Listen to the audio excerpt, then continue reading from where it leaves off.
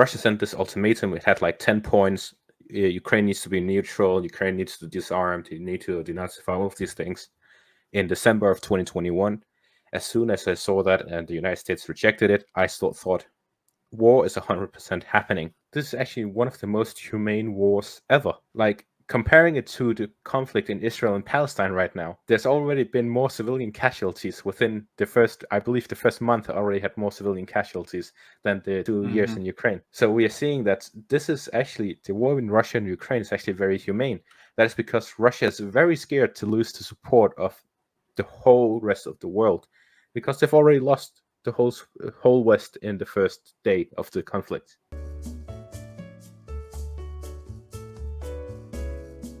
VR headset, you can get a completely different perspective when you look at the map. Before, you look at a map and you may see the elevation map mode where you see, okay, this area is 2 meters taller than the other map area. But with a VR headset, you can zoom so close to the Earth, you can actually see a tiny bulge from that 2-meter elevation. So when you're looking through it, you get a completely different perspective than just looking at the map. And with that, I added it in my last video, and I felt like I could probably take a look at every single battlefield and give a completely different analysis based on just that addition. So I'm definitely going to make a video series where I go to every single one, like Bakhmut, Avdiivka, Marinka, Uledar, and so on, to just take a look at these areas.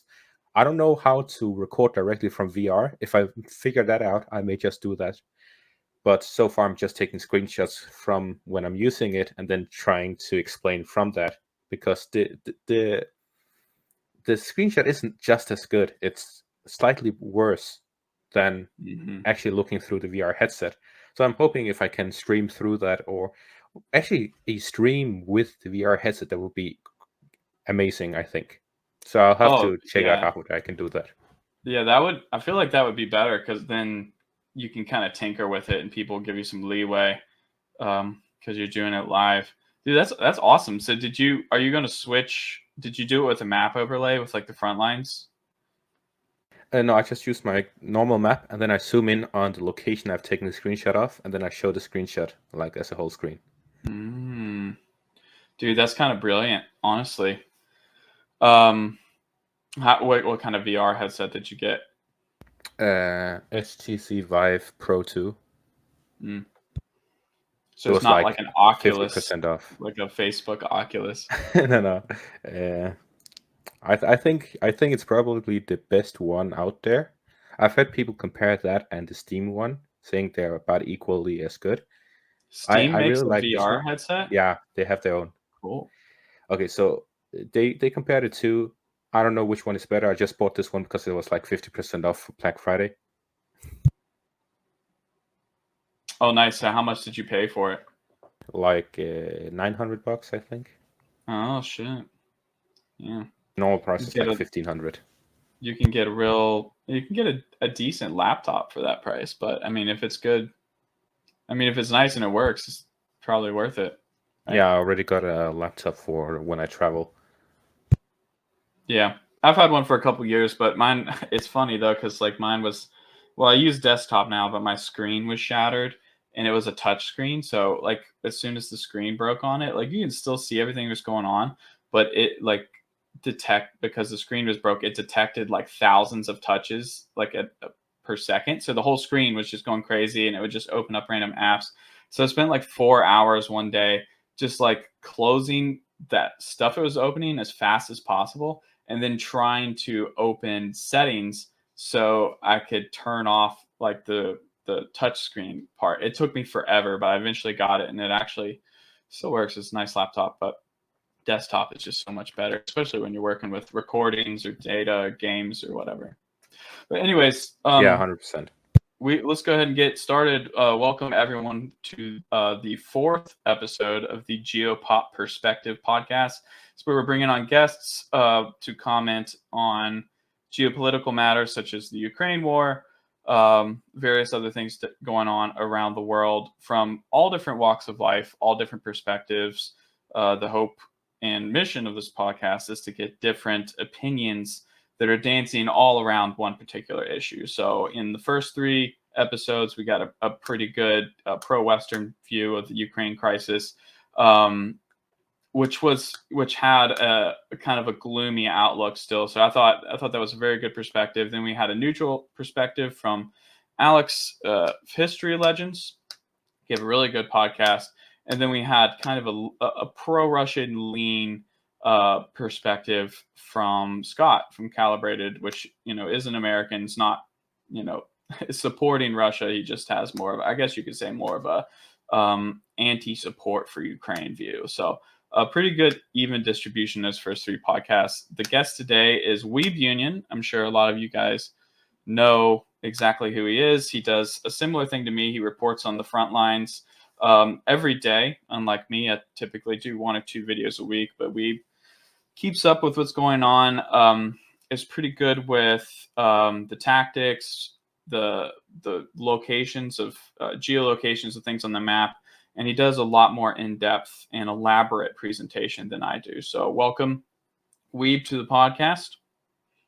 Thank you, Ian. It's nice to talk with you again. We have talked multiple times on collaborations. We definitely should be doing more of these because we complement each other well, I believe. And it's great to be here again. Yeah, you have a much more a calmer demeanor than I do, I think, and you do a good job with your presentations. Honestly, it's probably the accent. People love that Danish accent. Weeb and I have actually been friends, acquaintances for some time. We first got connected. I believe my channel, I was probably sitting around 20 or 30,000 subs, and I think you had 3,000 or 4,000, and you've far surpassed me since then with your reporting. So congratulations and good job to that. If you want to go ahead and, most people know who you are, but give us a lowdown of, who you are and how you came to reporting on the Ukraine crisis and other geopolitical issues. All right. Thank you for the introduction.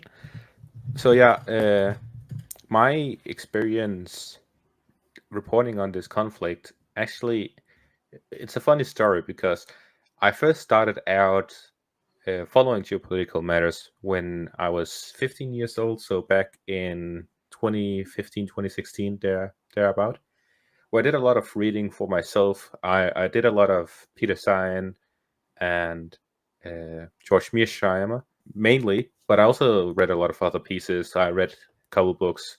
One was like the top 10 maps that explain geopolitical decision making and stuff like that. So I looked at a lot of maps, and I looked at a lot of geopolitical writings to get an idea of what is actually happening in the world. My main interest in geopolitics comes from there being a lot of in this world that we cannot control. A lot of things are out of our control. So I thought the few things that are within our control, the best way to go about them is to know about them. So I decided, okay, a geopolitical perspective, like your name, Geopop Perspective, genius, gives you an idea about how you can take decisions, whether it be in trading, economics, getting a job, all of these things, where to live. So many things in life is decided by geopolitics, which are mostly out of our control, because in the end we have about 8 billion people in the world, yet we only have like 2-digit, 3-digit number of really people who have an influence in what's happening in the world. So I think knowing about what's happening, what may happen, and what has happened, why they happen, all of these things can give you an edge in life. So I decided, okay, I want to learn about it. So I followed the Russia-Ukraine conflict a lot because there was this narrative about Russia and the West being enemies all the way back from the fall of the Soviet Union. There was initially some talks about mending up, becoming friends again. But in the end, it all broke down. We saw with the Western reaction to the war in Georgia and subsequently what happened in Ukraine in 2014, 2013. So I decided, okay, this is an area where I want to look at, because as long as a war goes on, there's definitely going to be a risk of escalation. An escalation between Russia and Ukraine could mean an escalation between Russia and the West. So I decided, okay, this is something I want to focus on. I remember a conversation I had during one of my internships because I am I have a bachelor in education, and during one of the conversations I had in one of my internships, I was talking with a fellow English teacher, and the conversation led to this buildup in the borders between Russia and Ukraine back in 2021. I said it is definitely going to lead to an escalation. Although they claim that this is an exercise that they claimed back then, with the diplomatic efforts between Russia and Ukraine and Russia and the United States breaking down, because they sent this application, Russia sent this ultimatum. It had like 10 points. Ukraine needs to be neutral. Ukraine needs to disarm. They need to denazify, all of these things. In December of 2021, as soon as I saw that and the United States rejected it, I still thought war is 100% happening. And then they kept delaying it, and I was very confused why they kept delaying it, because winter is a good time to invade, and then they ended up waiting to the end of February. So I was very confused when war actually finally happened.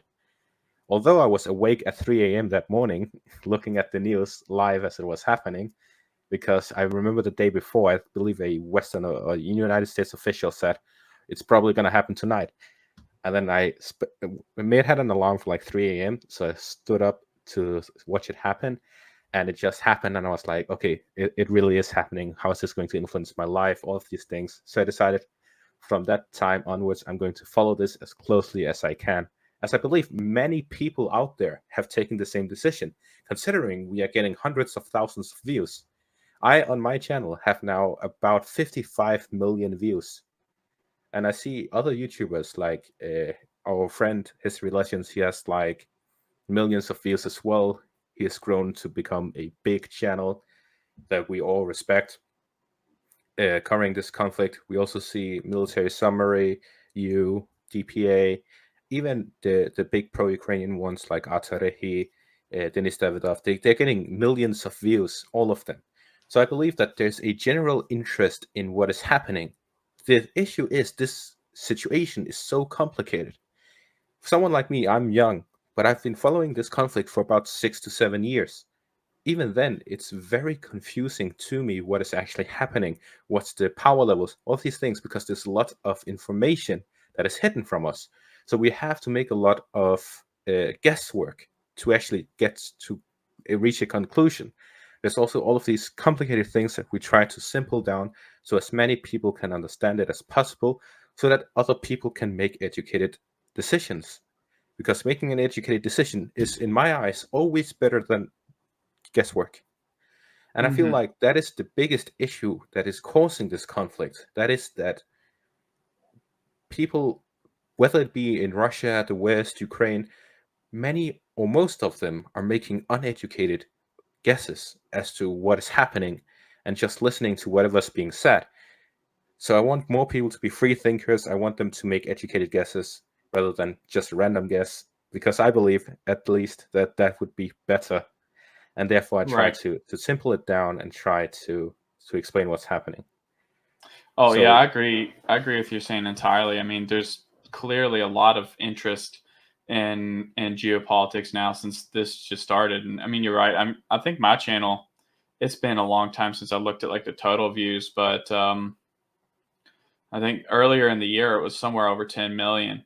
And now, it's been 8 months since I looked. So, and I don't really have that big of a channel either. So, I mean, there's quite a bit of interest in what's going on, which is interesting because for a long time, geopolitics was kind of like persona non grata. Like it wasn't a topic people liked talking about. And part of the reason was the last country or power that was obsessed with geopolitics by and large was Nazi Germany. Like they were very well educated and obsessed with the intricacies of what was going on with specific countries and moves and counter moves on the chessboard, and their inflated ego on their understanding of it is probably what led to it definitely played a factor in them kicking off the war. And then since after the war, Bretton Woods and a lot of stuff, it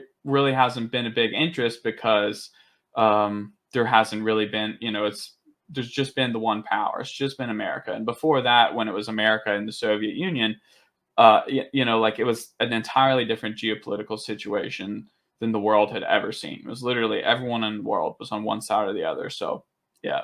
Now that we've moved past all that and we're coming more into like a unipolar moment, geopolitics is starting to come back into play and people want to know.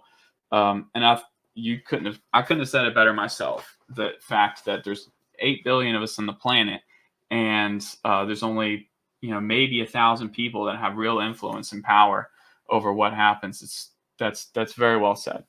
So we have, similar backgrounds, and getting into this kind of stuff. I was really big into history and history of warfare, something I always found pretty fascinating. And Peter Zeihan actually is one of the first authors that I picked up and really got me into it. I've said it before and I'll say it again. I think his first book, honestly, is as close as you can get to, a textbook on like Geopolitics 101.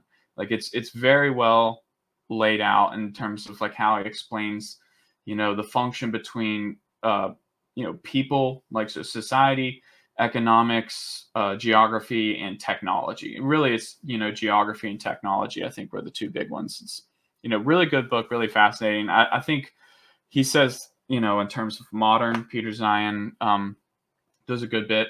I disagree with, and I think you do as well. But so I think Definitely. we have a pretty similar understanding, at least a baseline of geopolitics. Highly recommend people read that book.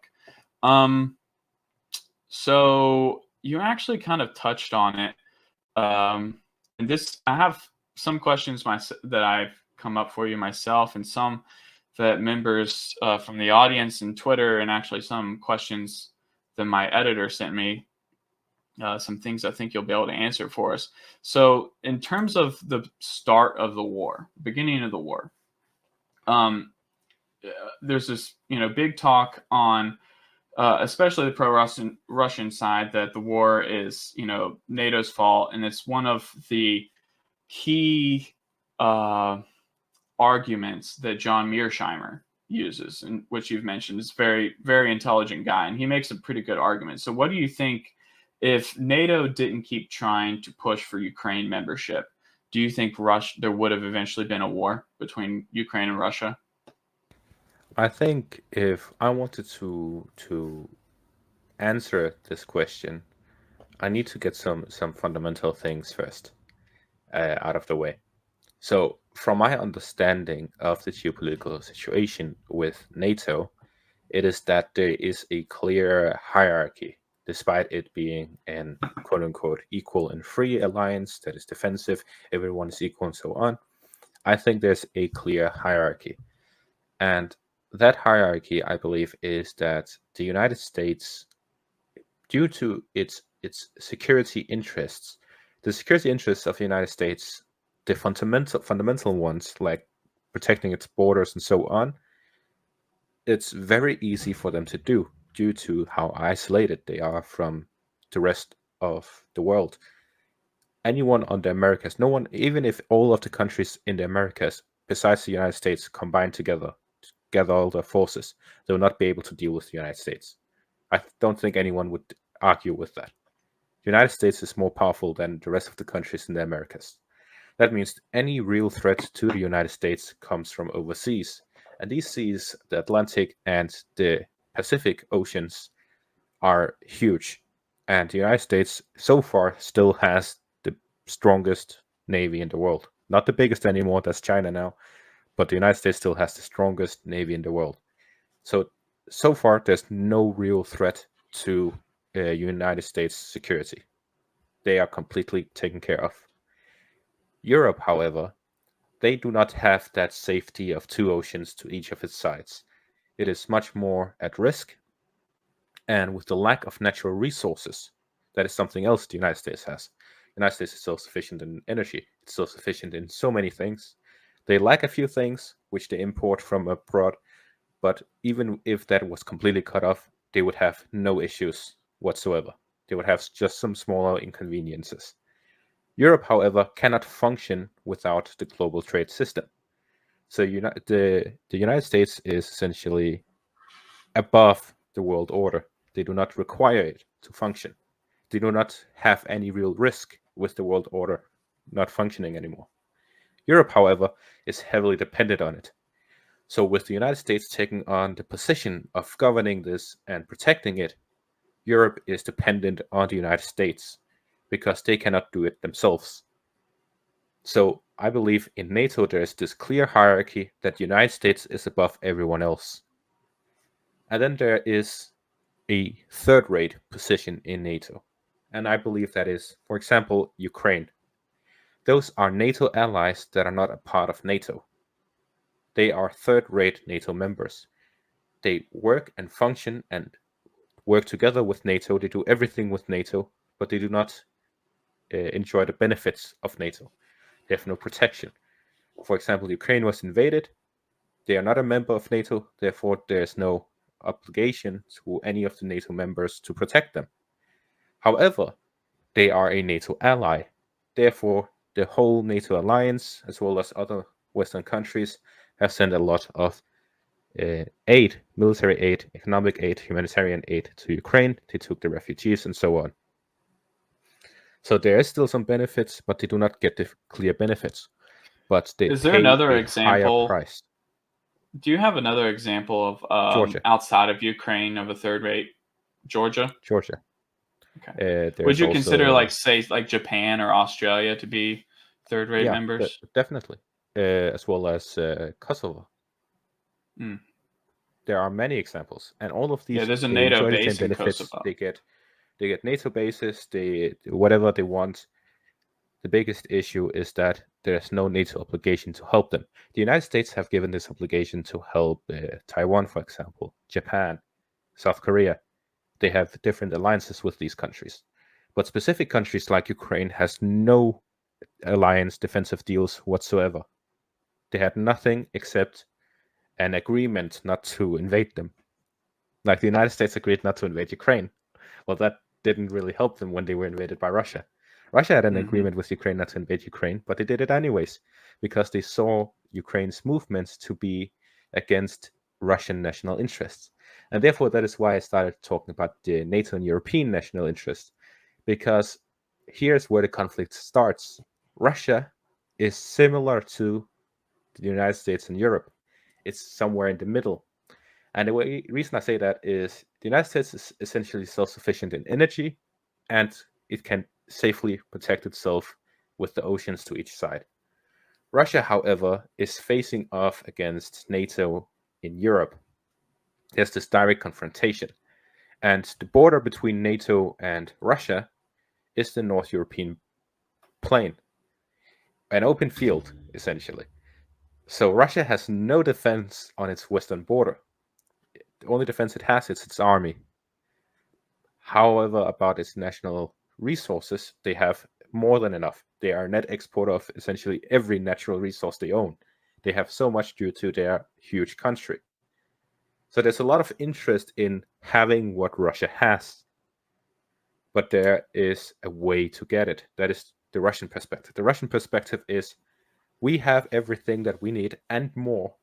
And therefore, the more we have, the more other countries would be interested in having what we have. So they see something like any democratic attempt at taking over the country, making it more Western, like that guy who is in jail. What's his name? Navalny. Yeah, exactly. Alexei Navalny. He was sent to prison because the idea of the threat in Putin's eyes and the elite in Russia's eyes is if a pro-Western government is elected in Russia, then they would just be taken advantage of. Rather than being an equal partner, they would see itself as a third-rate country, one that gives cheap deals, whether it be gas, oil, or other natural resources that Russia has an abundance of, and just be taken advantage of. So they want to be in a powerful position in this changing world order. Therefore, they are fighting Ukraine. I believe the war in Ukraine has nothing to do with Ukraine. and it has nothing to do with Russian-speaking people there. I believe it is a war Russia has initiated, and the pure reason for it happening is because Russia sees Ukraine in NATO as a third-rate country in NATO, not one that no one has an obligation to defend and so on, but rather what we see Ukraine as right now. Not a full member of NATO, an aspiring member to become a part of NATO, and therefore they receive weapons, they receive training, they have a whole army built up on NATO ideals, NATO standards, NATO weaponry, and so on, purely used to fight against Russia, to compete against Russia. We see that how the Ukrainian army, within 2014 to 2022, became an army that was able to withstand a Russian invasion. However, prior to the invasion, we saw no signs that the Ukrainian army buildup had any signs of slowing down. On the contrary, it was still building up. So, from my perspective, if the fight continued, if the invasion never happened, if it kept getting delayed, eventually Ukraine could have become more powerful than Russia. From that perspective, Russia itself failing to fight against Ukraine would put it in a position where the only way they could deal with Ukraine in a potential conflict in the future would be to use nukes. And we have seen how desperate they are not to use nukes, because that would be a heavy escalation of the whole world order. Like, they would be isolated on the world stage, not what we currently see with how Western countries refuse to trade with it, but the whole world will stop wishing to trade with it. They would be boycotted, there would be so on. So there would be so many issues coming from that. On the contrary, this is actually one of the most humane wars ever. Like, comparing it to the conflict in Israel and Palestine right now, there's already been more civilian casualties within the first month already had more civilian casualties than the two wars in Ukraine, the 2 years in Ukraine. So we are seeing that this is actually, the war in Russia and Ukraine is actually very humane. That is because Russia is very scared to lose the support of the whole rest of the world, because they've already lost the whole West in the first day of the conflict. So it's a very complicated geopolitical issue, and just talking about this, I'm just going to say you are free to disagree with me, because I'm not 100% sure at all. This is just my understanding of the situation. Well, I think that's a very sobering view, honestly, because like you said, you have to step back and look at it overall. And I mean, it's not a popular thing that you just said to say that it's actually a very humane war, but I mean, you provide great context. I mean, you're absolutely right. There's so many wars throughout history where once the army was defeated, there was basically an ethnic or genocidal purge of whatever conquered land there was, and it's just not. Of course, there's ample evidence of war crimes in Ukraine, but it's not, if you're just trying to say, hey, we're trying to prove that they've committed war crimes. I mean, you could prove that in any war ever easily, very easily. You give a bunch of 18-year-olds with guns, they're going to shoot at people with those guns. They're going to shoot at the wrong people with those guns. So once they start getting shot back at, they're going to get more and more violent and have less and less sympathy for those that get in their way. So I mean, it's just I completely agree with that point. You definitely didn't see. I mean, I think in the opening weeks of the invasion, we saw quite a few major detonations of munitions inside population centers. But in retrospect, what was it? Was the some international organization actually got in trouble because they released a report on Ukraine and said basically how their tactics were putting civilians in harm's way, because Ukraine was using residential buildings to hide artillery and stuff, and nothing I think the Russians consider themselves above. I'm sure they do the same thing inside the I nets. remember that report. It was from Amnesty, and it reported Amnesty that the International, that's Ukrainians what it were was. using civilians as human shields by putting military equipment within like in between apartment buildings.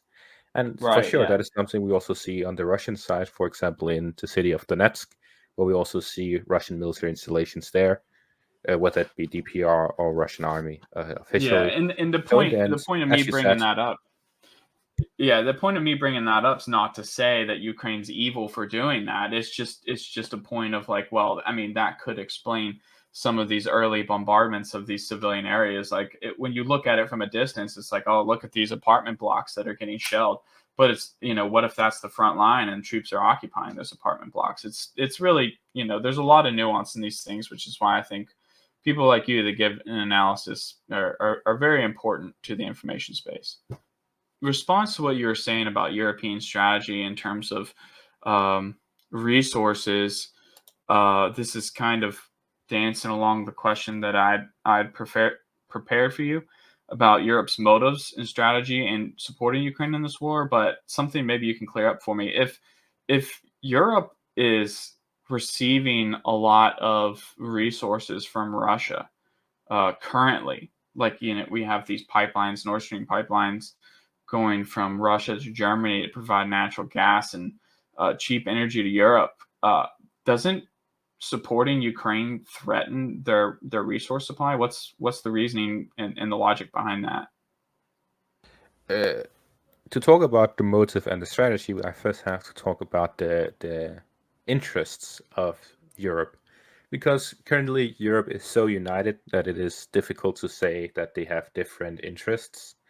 Of course, every single country has, every single city, every single person has different interests, but Europe as a whole is acting as a whole in this conflict. Therefore, I'll talk with them as a whole. So Europe definitely has within its interests that this conflict ends as quickly as possible, and that it doesn't escalate beyond what it already has become. They definitely didn't want it to start, and they definitely have an interest in having good relations with Russia. So why is it? What's the motive for Europe to go against its own interests to do this? Well, there are multiple. The first one is that they have made a very clear line that what Russia is doing in Ukraine is unacceptable by European standards. Therefore, they are against it. So that is a moral question for them. Europe has set it as a moral reason, moral motivation. They're going to stop Russia because they believe that what Russia is doing is morally wrong. So that is the first motive. The second motive is the obligation to its alliance.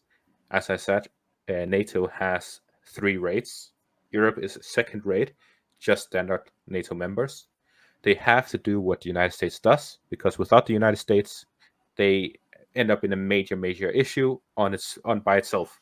Because Europe right now is not strong enough to deal with any of the superpowers out there, whether it be the United States, China, or a third thing that could become as powerful as them. So Europe, if it's not united, if it doesn't work together, if it doesn't have the natural resources it needs, it's a weak place. The European armies will not be able to face off against the Chinese army, will not be able to fend off against a major alliance happening somewhere else. Turkey, for example, has a very strong army. Which armies in Europe can compare to Turkey's army by itself? None of them. Turkey has the strongest army in Europe if you consider Turkey a part of Europe. Then we have Poland, for example. Poland right now has a stronger army than the Germans. That is a reversal of the Second World War, but that is the reality of the situation right now. Poland would be able to beat Germany if a war happened between them tomorrow. That is the state of the German nation. And that is also something that affects me personally, because I believe Germany in the Second World War showed what it was capable of under evil leadership. Because I believe everyone would agree with me, Hitler was evil. World War II Nazi Germany was evil. And the results of what they did. Pretty easy statement to make. Yeah, non-controversial. That's probably one of the least controversial statements I've made in my life. But the important point is they achieved so much, despite it being evil. They achieved much. They conquered basically all of Europe, and they almost defeated Soviet Union. They fought while fighting they were fighting the whole world essentially, at least half of it. and they achieved so much. Then I believe if Germany had good leadership, good people leading Germany, they could achieve so much on the good side. So it, to me, feels like such a waste of potential that Germany currently is completely failing as a state. The army is completely garbage. It has one of the worst. It has, I believe, it has the worst army compared to its potential in the world. That is Germany. The economy and the in the industry and so on is so much below the potential of Germany. Germany should be as rich as the United States is today. It has the potential to do that. The industrial capacity of Germany during World War II rivaled the United States. So what we are seeing today is an utter disgrace of German performance compared to their potential. And the reason for this is incompetent. The reason for this is Germany's incompetent leadership. They've had incompetent leadership for many decades, essentially since World War II.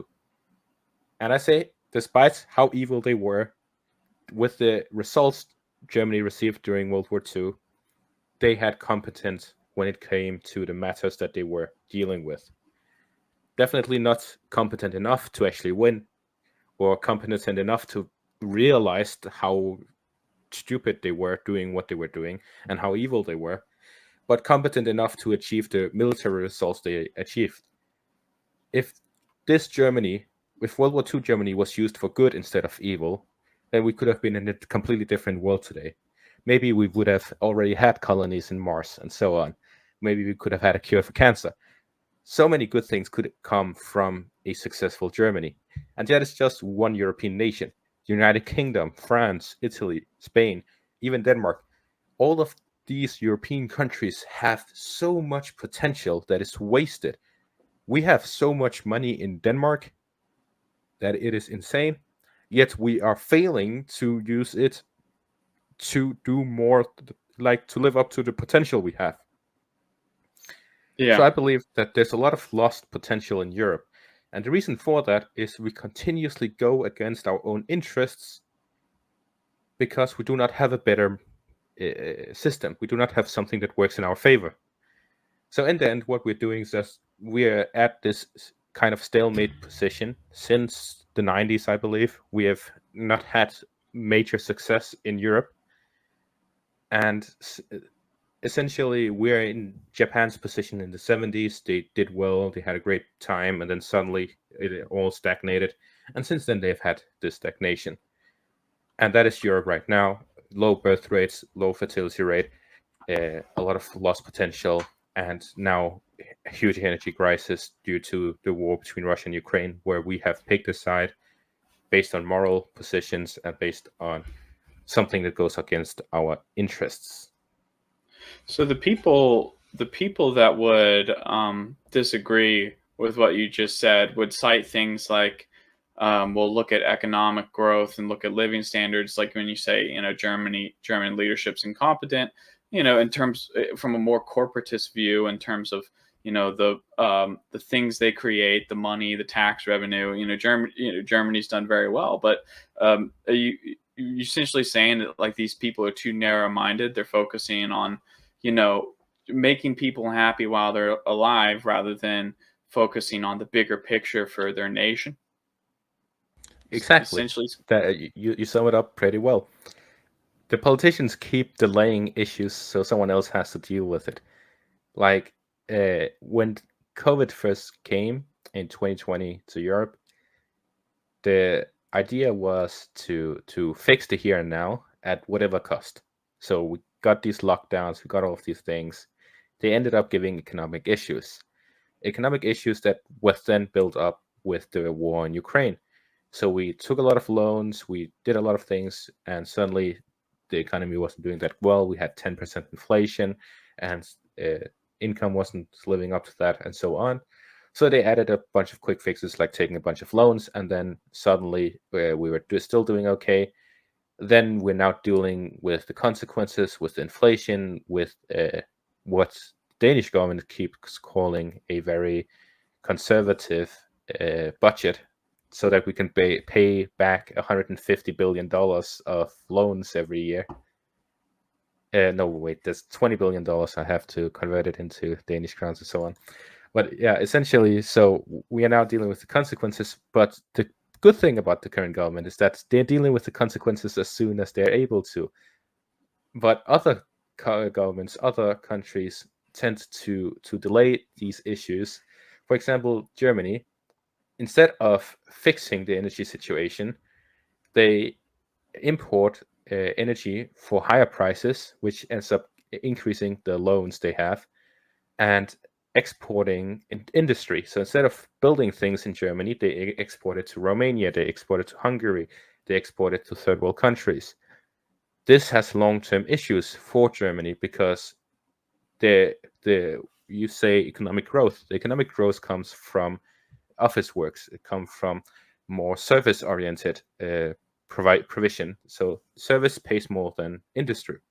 However, in case that the world order that Europe is dependent upon, as I said earlier, which they're dependent on the United States for upholding, if that falls apart, then this service is completely useless and they need to build goods again. And without having the industry in Europe, then they're fucked.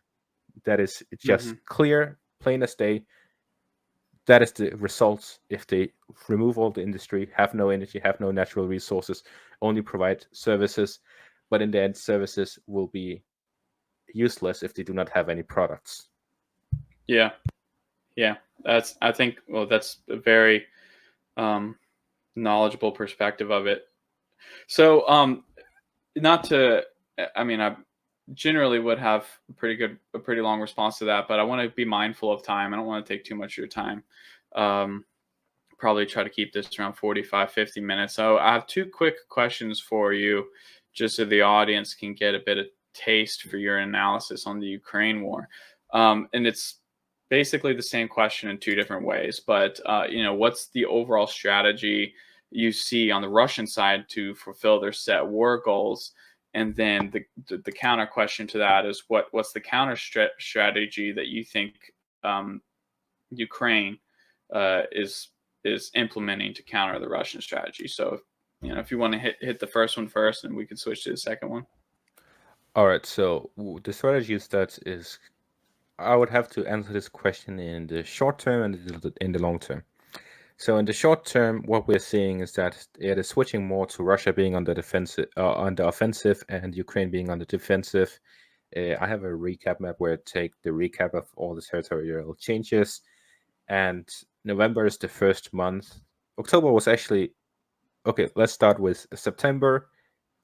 Mostly in Ukrainian favor. They had more territorial changes in their favor than Russians had in their favor. Although the total area was different, the amount of times they advanced was in Ukraine's favor. October was much more even. It was basically 50-50, slightly in favor of the Russians. November has been much more in favor of the Russians. So there's this slow switch, slow grind for the Russians getting an advantage, especially around the Avdiivka area, but also at Bakhmut in the northern flank. They've essentially gone through all of the changes the Ukrainians made in their favor in the whole 6-month period between May and November. Russia has undone that in November alone. So we're seeing this switch to Russia being on the offensive and Ukraine being in the defensive. That is going to continue until Ukraine receives a lot more equipment. And by a lot more, I mean much more than they received this spring. And none of that has been announced so far. Everything that has been announced over the past couple of months has been ammunition and just the bare equipment to replace what is lost. And not even completely, just to a degree where they can continue fighting. And that is mainly because Ukraine's biggest supplier of weapons, the United States, has not yet adapted a budget for Ukraine for this fiscal year. That means since October, the United States have not been able to send any additional equipment. They have had small change for ammunition and so on, but no real budgetary allowance to send weapons to Ukraine. They have been promised a lot of fighter jets. They have not received any yet. Denmark says they hope they can send some by New Year. There's no update on that so far. Last they said it was October. That was almost 2 months ago. So what Ukraine needs is a lot more before they can start going on the offensive again. Zelensky is a very capable military general. He has proven himself to be very capable. And according to these Telegram channels I'm following too, they seem very, very smart when it comes to actually saying what is happening within the office of the president in Ukraine, where he says they were talking about this conflict between Zelensky and Zelensky for months before it became apparent in mainstream media. So based on their reporting, I've found them to be somewhat accurate, despite their source being "Trust me, bro." But what they are saying is that Zelensky is currently advocating for a heavily defensive stance, and that through the Ukrainian offensive this summer, they actually held back their full capability to prevent losing everything they had, so that the Russians could just steamroll them after the offensive. Because my expectations when I first saw the Ukrainian offensive failing was that, okay, with this much casualties, with this much loss of equipment, Russia would launch a counterattack after it finished, and they would manage to gain the ground and so on. But what we have seen is that the Ukrainians still have a lot of forces in reserve despite that.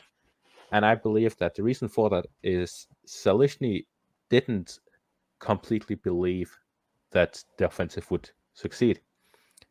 And he also wrote this report saying prior to the offensive, he said they needed this and that before they can launch a successful offensive.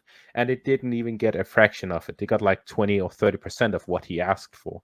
So I believe it was very obvious that he didn't believe it would succeed, and therefore he was very conservative with the offensive operations. It didn't go long. I think they lost 20 or 30% of what they had before they switched to this infantry-based tactic. Because if there's one thing they have a lot of, it's manpower. They have to be conservative with their equipment, but the manpower they can just use as they see fit. And therefore, we saw this very slow grind on the Ukrainian side trying to advance in the Zaporizhia front, which didn't really amount to much because they breached the first line of defense. They didn't really break through it. And therefore, the offensive was failed, but they didn't lose that much. They lost maybe 50 Leopard tanks, and in the end, those 50, half of them they can probably recover. So that's 25 Leopard tanks for 6 months of fighting. That's not really that much that they've lost. Mm-hmm. So in the end, I believe that Zelensky is very conservative in his offensive, and this is why their defensive is still so very capable, because the Russians are attacking mainly at Avdiivka, which is the most fortified city in Ukraine. Kiev, Kharkiv, they don't beat Avdiivka. The intricate defenses, tunnel networks, and so on in Avdiivka is at a whole different level than even Bakhmut, which is the closest it can be compared to. However, the Russian offensive capabilities have also significantly increased since a year ago, or a half a year ago. So we're seeing that despite Ukrainian best efforts, they're still losing ground in Avdiivka. And this just shows how even this battle is, despite both sides continuously building up their forces. But that is exactly why it's so even, because in the end, it is slightly more in favor of the Russians, which is why the Ukrainians failed to launch a major offensive. It didn't succeed. That's because the Russians are one step ahead of the Ukrainians right now, because the West does not give adequate equipment that Ukraine needs, and this is well documented. What they've given is well documented. What Zelensky has asked for is well documented. Therefore, it's obvious that what Ukraine needs, it doesn't receive. And what the Russians need, they obviously don't receive either, otherwise they would have ended the war. But they are increasing at a faster rate than the Western countries are, by the fact that Russia still uses more artillery ammunition per day than Ukraine does. Russia has received more tanks, more military vehicles, more multi-launch rocket systems, and so on than Ukraine has in this period. Russia has built new jets and so on more than Ukraine has received from the layers of Western countries, of which some of the equipment is in inadequate condition when Ukraine receives it, like the Leopard 1s. There was a Leopard 1 that was sent by Denmark that Ukraine sent back. And I read a document or an article here in Danish newspapers that some of the Leopard 1s they had to use to train Ukrainian soldiers into using these were from a museum. So they picked the Leopard 1 from a museum to use it to train Ukrainian soldiers. And the trainers that needed to train Ukrainian soldiers were pensioners who had already finished working for the army. They have retired, and then they had to be pulled out of retirement to train the Ukrainian forces because Denmark has had Leopard 2s since decades ago. Mhm. So they're using this very old equipment to be able to give Ukrainian adequate numbers, but the armor that they have, as described by a Ukrainian soldier fighting with one of the Leopard 1s, which recently was destroyed, he said that the armor is like cutting through butter. Artillery strikes hit next to it and it gets destroyed. Like, it is at a completely different level than all other tanks. It's like the T-62s. It's completely useless. So despite it being maybe 100 or 200 Leopard 1s being sent to Ukraine, at best it can be used the same way the Russians are using the T-62s, and that is fire support from 5 to 10 kilometers away, trying to use it as direct fire artillery rather than anything else. And even the Leopard 1 guns, they aren't really that good. The T-62s have better guns. So it would be more accurate to compare to the T-52. That is how terrible the Leopard 1s are. So Ukraine definitely needs a lot more and a lot better equipment to be able to deal with Russia. And so far, we're not seeing any signs of that. And it's even slowing down. The amount of support Ukraine is going to receive in 2024 is likely to be less than 2023 due to the lack of budgetary conditions for Ukraine. Do you expect any big developments during the winter? I made a quick analysis based on what Syriac Maps wrote on Twitter, and that is he doesn't expect many or any big changes between 2023 2024. It'll likely be more and more in Russia's favor as Western Western support for Ukraine decreases, and Russian support for its own army increases, and that would just pull it more in favor of the Russians through 2024. We'll see more localized assaults like against Avdiivka. It'll likely end here in this winter by February, or at worst for the Russian army by summer. And then we'll see Ukrainian possible offensive if the West holds up its slack and sends adequate equipment to Ukraine. But in the end, I think it will continue being a grinding halt in the front line throughout 2024, but possibly winter 2024-2025, we'll start seeing Russian offensive operations. This is comparatively to World War One, where there was a very long period where it's essentially no changes. Massive assaults, 100,000 casualties, 5 kilometers changed on the front line from one trench to another.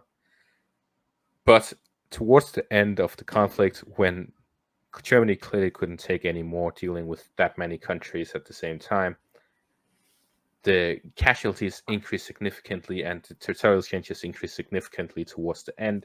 And I believe that towards 2024-2025, the winter season, that is likely where this will take place, unless Western support goes against my expectations, and instead of sending $60 billion to Ukraine, the United States sends like 150, because that is about how much they need. So far, Germany is projected to send about $40 billion from the start till now, which is way beyond anyone expected. At the start, they weren't even willing to send more than helmets. Everyone were pretty mad at them for that. But now they've sent $40 billion of military aid. That is a lot. It wasn't even a lot of helmets. It was like 500 helmets or something, right? Or like 5,000. I think it was in the thousands. But anyways, it wasn't really. It was more symbolic than anything else. But now we're seeing them going essentially all out, comparing to the United States, for example. The United States have sent like 80 or 100 billion by now. So you don't Germany expect the possibility. You don't expect the possibility of reduction in aid. Oh, definitely. That is what I expect. I expect the Western aid to Ukraine to be less in 2024 than 2023, despite for the need increasing, because Ukraine is more now more than ever dependent on Western aid. Yeah. If Western aid stopped completely tomorrow, I believe the Ukraine would have at most a couple of months before it has to capitulate completely, because they wouldn't be able to keep up with ammunition. Right. And well, I mean, more or less what would happen with that is it would probably, like, let's, theoretically say that they lost all money, nothing for the military, nothing for the economy. So, Ukraine spends domestically on its military, and then that's supplemented from these loans coming from overseas. So what would happen essentially is, paychecks to soldiers will keep flowing, but the government will be printing money to do that. So very quickly, within probably like 2 months, you would see insane hyperinflation. And then that's when mass desertions and stuff like that would start. I think it would probably just be more in the form of a state collapse even before like an ammunition, Yeah, an and that is absolute exactly what ammunition happened during World shortage. War One. Hmm. Yeah, So people comparing it from the very start to World War One were in the end more correct rather than on the front line, because on the front line, I would say yes, it is sure comparatively to World War One, but not at all at the same time. It's completely different what we're seeing. But at the yeah, same time, the conditions for victory is more on the state side than on the military side. yeah. I can agree with that. Well, Mr. Weeb Union, we're approaching an hour here, so I'm gonna go ahead and cut this a little shorter. You should consider coming back on. We have a lot more questions that were sent in. Um, some were, I think, specifically for you, and some were just a general questions to ask guests on the podcast. But yeah, maybe if you come back on, we could talk a little more about the battlefield, concerning what you just said about World War One being the same but different. Some people had some questions about drones and stuff. So, um, regardless, I really appreciate you coming on. You have a very sobering view of the conflict. Can you let the audience know where they could find you? For sure.